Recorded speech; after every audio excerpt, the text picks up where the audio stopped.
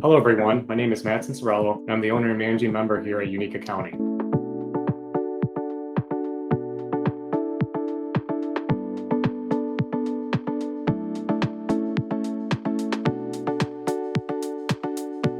If this is your first time watching our content, thank you for finding and listening to us. If you're a returning person, then thank you for continuing to tune into our channel. As always, you can learn more about what we do at our website, u-niqueaccounting.com. Please feel free to browse our blog articles, and I also recommend going to our downloadable guides page and downloading some of our free content.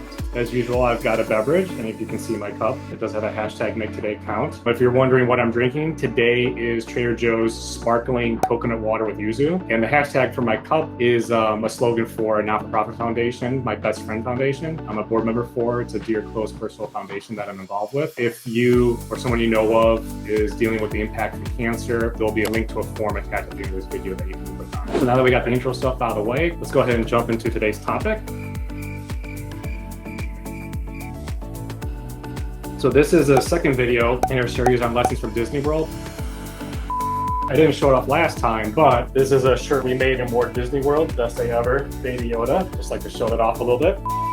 Okay, so pricing lessons from Disney World. First one is that the customer will pay more to have a better experience. The second one is eat the costs that matter so you can get customers to buy more. Then on the other end is stop eating costs that don't impact the customer's buying decision. So let's get into it. So lesson one, that the customer will pay more to have a better experience. And a prime example of this is the Disney FastPass experience. Whether you've been to a theme park that has the ability where you can pay to like skip lines, or you've been to Disney, you know exactly what I'm talking about. They used to have something called FastPass. And what it was is before you got to the parks, you could log in and say, hey, I'm going to Magic Kingdom on this day. And I think you got up to 3 or 4 rides. And you would say like, I want to skip the line for this ride on this day at this time. And so you would show up with these tickets for your family. And instead of waiting in line for 2 hours, there was a separate line for FastPass users. And you'd go into that line and maybe only have to wait 5-10 minutes. And so it was a free service they gave away when you bought tickets. Fast forward to the trip I just took this year, because the last trip I took was 7 years ago. So the trip I just took for this spring break in 2022, they replaced that with a new system called the Disney Genie Plus, and now you have to pay for it. And so what the concept is now, and what the business lesson is that what can you offer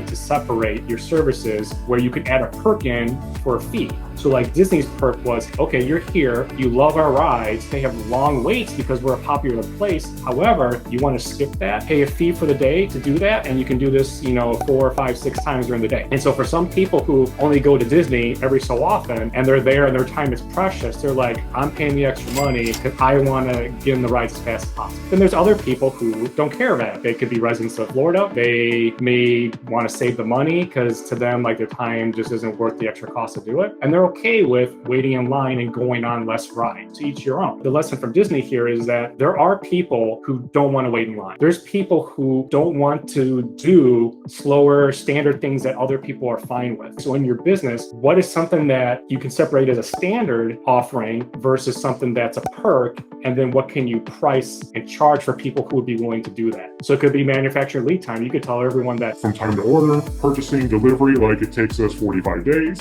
but for an extra fee, we can expedite it, but it's going to cost you more if you want it faster. So that's just something that we'll take away from Disney, lesson number 1. Lesson number 2 was eat the costs that matter to the customer and get them to pay more for what they're willing to buy. Good example of this is in the real world, it would think about free shipping. So people hate to pay for shipping. What stores do is they say, hey, well, if you spend so much, now you get free shipping. And so instead of getting a person to buy 1 item, now they're buying 2 or 3, and you're making a better margin on that. And hopefully the cost to get them to that versus, eating the shipping cost is more profitable for you than just having that 1 small order. In the Disney environment, the lesson I got was from this concept of unlimited refill. Not a Disney concept, I'm not saying that, because other people obviously do this, but just watching at Disney World, like people love the concept of free pop. Now, I personally don't like it because it just puts way too much sugar in the diets of Americans. Nonetheless, like it's a great concept for what we're talking about here in pricing lessons. So you buy this special cup, you can refill it as much as you want the whole trip. Now in reality, like, a can of pop is more expensive than a fountain beverage. I think like the cost of a fountain beverage, I know there's inflation. It used to be maybe like 10 cents a cup, where like making an actual can of pop was much more expensive. So fountain beverages is really cheap for the soda companies to produce. So it's a cheap cost to give away. And by doing that, guess what happens? You drink pop, you get thirsty, and now you're hungry. So you go eat. And then after you eat, it makes you want to drink more. So then you drink more, and now you want to go get your free refill because that's all you think about is like, I want to get something for free. So you get another free refill. And guess what happens when you're in line again? You're gonna buy something else to eat. So what they're doing is the concept of like grocery stores do this, where they want you to add more to your cart, have you buy more. They're okay with giving away a 20-cent pop, knowing that you're gonna get a free refill, but end up buying something at a much more expensive price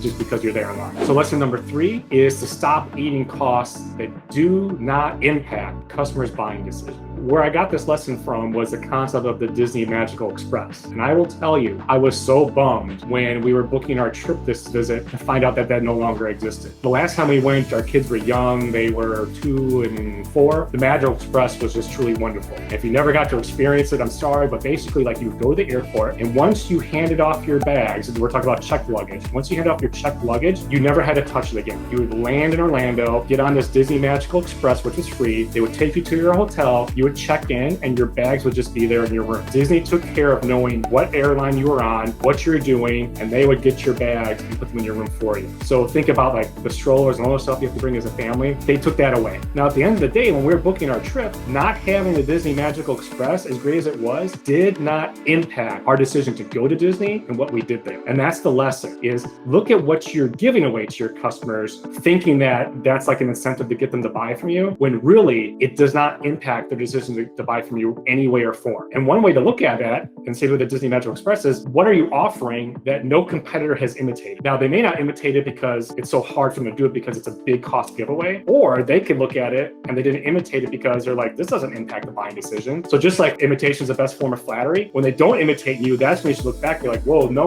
one's copied what we thought was this great idea. Probably a reason why, and in this instance, like that's a business lesson, like you should stop giving that away for free because it's really not impacting the customer's decision to buy it. So that's my lessons for today. There were definitely some more pricing lessons to take away from Disney, but these are the ones I wanted to share with you that I picked up on while I was there. If you appreciate our advice, please remember to like our video and subscribe to our channel for future content. Until then, remember, don't conform, stay unique.